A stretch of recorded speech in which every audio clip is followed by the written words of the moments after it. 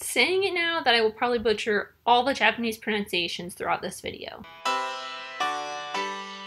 Hey, I'm Amy and welcome back, and today I will be checking the 7 Samurai off the 1001 Movie Checklist. If you do not know what the 1001 Movie Checklist or 1001 Movie Challenge is, it is basically a challenge I've given myself to watch every single movie from the 1001 Movies You Must See Before You Die book. So far, I have checked 161 movies off the list. If you want to know more, you can check out a playlist with my intro video up there. I'm also an Amazon affiliate, so if you'd like to start the challenge for yourself, watch the movie I talk about today, or watch the movie for next week, you can check out the links in the description, and if you purchase anything from there, I'll get a little bit of a kickback and it'll make this channel so much better. As always, let's get started with a short summary. A poor village recruits 7 unemployed samurai to protect and teach them how to defend themselves against oncoming bandits. Everything culminates with a battle between the village, the samurai, and 40 bandits. This has been a movie I have been waiting so long to watch. I don't know why I waited so long for it. It has been probably 6 years since I first heard about this movie. I think it was 6 years. It was around 2012, 2013 when I first heard about this while taking a world history film class, or a class on the history of film in different countries. I don't remember the name of the class, but we started studying Japanese films and we watched the movie Ugetsu, which I absolutely loved. And we talked a little bit about Seven Samurai and Akira Kurosawa, but not like super in depth as I probably would have wanted to. I really wish I had been able to take a class just on an entire class just on Japanese films, just on Russian films, just on Chinese and Hong Kong. We'll maybe have the Japanese, Chinese, Hong Kong, all of the Asian films kind of combined into one class. I just really wish I had the chance to study these films a lot more, especially just not have a week or two on one film, because even like languages are different in different countries, filmmaking is a totally different language in different countries. It is pretty standard all across the board for most techniques, but there are some things that some countries do that are very different than things that we do in our country, especially in the beginning of cinema and filmmaking. Now everyone does kind of the same thing. It's a little bit what I talked about in Tootsie last week, where that was a lot of the beginning of what we consider modern cinema, where it's very quick cuts, just a bunch of different plot points and different narratives, whereas in the early years of cinema, this isn't necessarily early, it's still early-ish, but cinema's only been around for maybe almost 125 years, so it's kind of in the middle of it. In the 1950s, it was still very much in its infancy, trying to figure out what techniques you wanted to use, and filmmaking was very different in all different parts of the world. So like in the very early 1900s, where the Soviet montage began, what we now know as a general montage sequence, it really became popularized during the film Battleship Potemkin. It was one of the earliest known uses of the Soviet montage, where you cut clips together to kind of form a sequence, and different techniques from different parts of the world combined together to form what we now know as cinema. But back then, cinema was its own language in each country. I feel like I kind of went on a little bit of a tangent there to get to my point, but this movie definitely has its own language, especially because it is from the 1950s.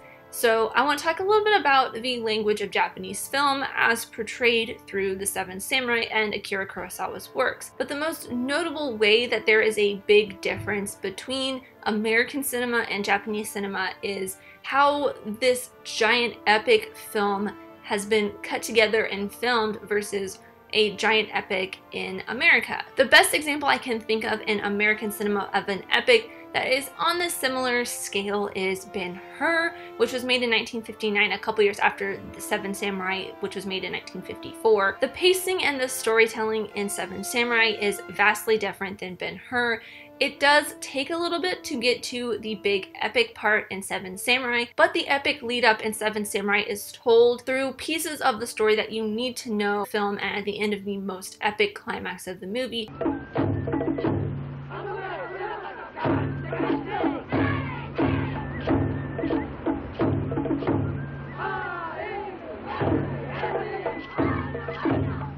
Of slow going. I don't think I've seen all of Ben-Hur all the way through. I believe it is one I still need to check off the list, but from what I remember of Ben-Hur, it's kind of slow, it's a little bit, and there's big epic moments spaced throughout the film. There are some epic moments in this, but it's not to the great scale because with American cinema, everything is huge. It's always been really big, really extravagant. And in Japanese culture, especially because this one is focusing on a very small village where they can't afford much and it's not supposed to be some big budget movie, it was, I feel like, from the way it was shot, it feels very guerrilla style filmmaking. And focusing a little bit more on the intimate details of getting to know all of the seven samurai, all of the villagers, and going along with their journey of learning how to fight the bandits that are coming towards them, their culture of the village, and what they are suffering through with very little food, tending to their crops, and making sure that they have enough food to give the samurai, have enough food for themselves, and can still protect themselves from the bandits that are coming.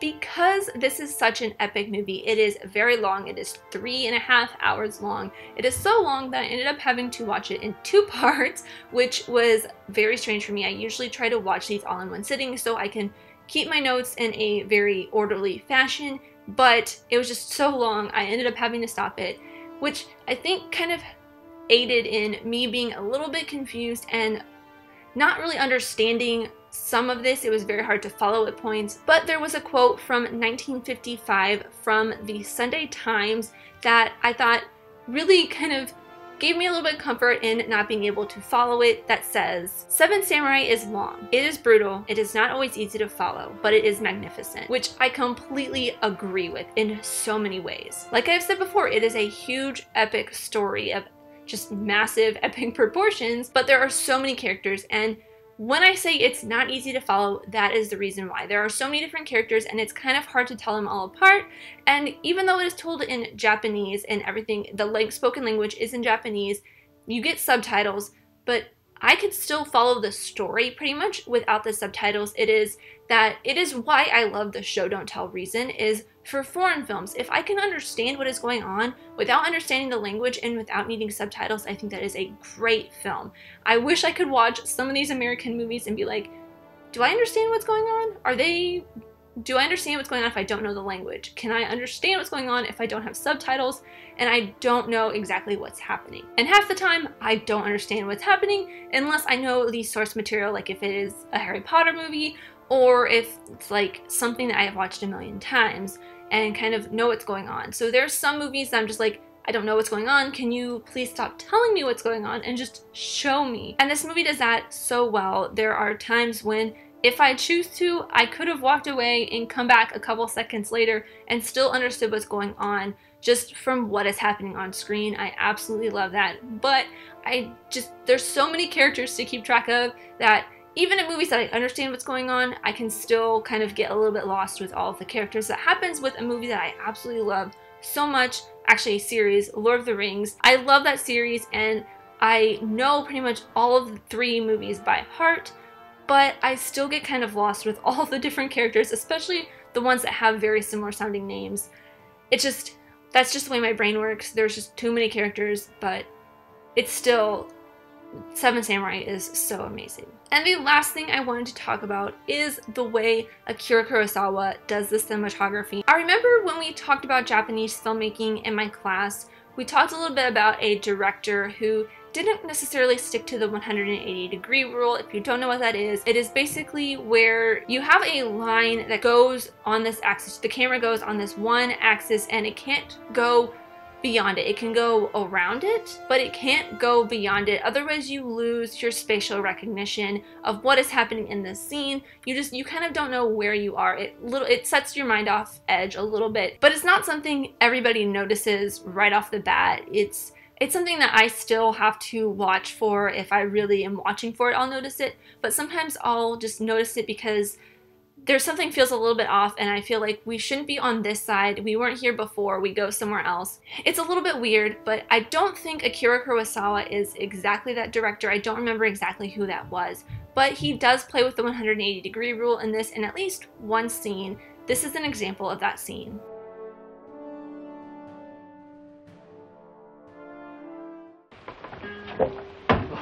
拙者、昨夜は空腹のため思わぬ不覚を取ったが。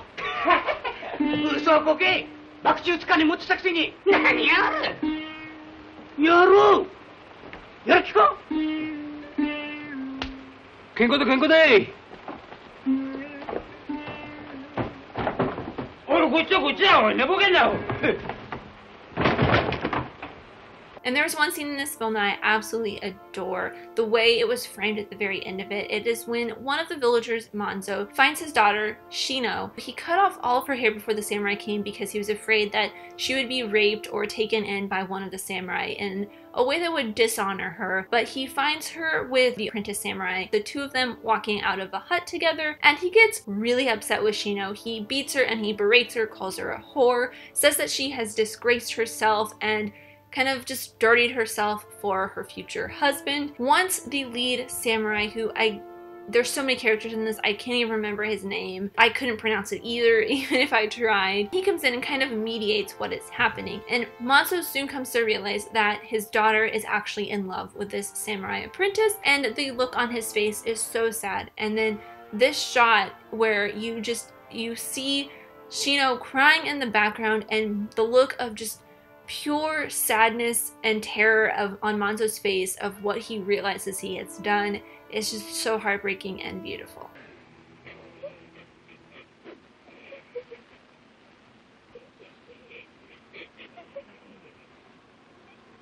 And the last two things I want to talk about with cinematography do have to do a little bit more with editing, but it also is kind of the way it was shot as well.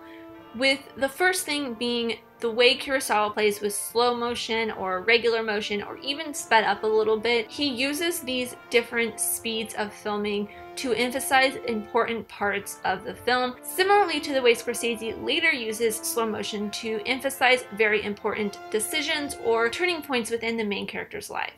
I know there are women like my best friends who would have gotten out of there the minute their boyfriend gave them a gun to hide. And finally, the way Kurosawa builds tension is amazing. He builds the tension using cuts and close-ups and holding on specific shots where you see the main focus of that scene, his reaction to what is happening that you don't necessarily see until you finally see what is happening. It kind of builds the tension up a little bit more so you are anxious to see what the focus of this shot is seeing.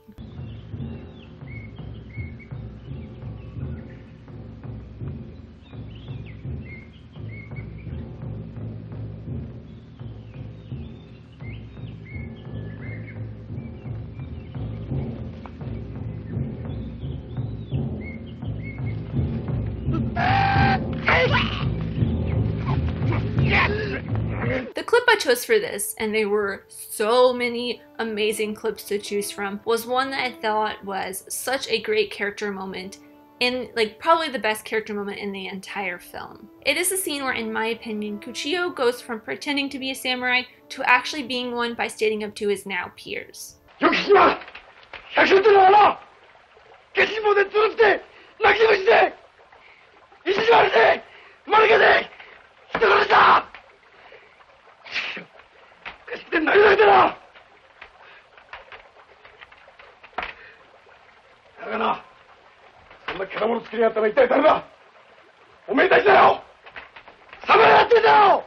And that is all I have for The Seven Samurai. As always, these are just my opinions, but I'd love to know yours in the comments down below. Let me know your favorite samurai film or even your favorite foreign language film. If you want to know which films I have checked off already or just follow my progress along in general, there's a link to a Google Doc in the description down below that has a list of every single movie I have checked off so far. This has been a very sad year at times, and I wanted to kind of end it on a very happy note, but AMC is having a special rescreening and the 25th anniversary of this movie is coming up, so I thought might as well close off the year with Schindler's List. But that is all I have. Thank you guys so much for watching. I really truly do appreciate every single one of you. Let me know who you are in the comments down below and let's be friends. If you enjoyed this, leave a like and subscribe if you're new because I love talking all things movies, TV shows, filmmaking, film history, all that fun stuff, and I'll see you next time. Bye!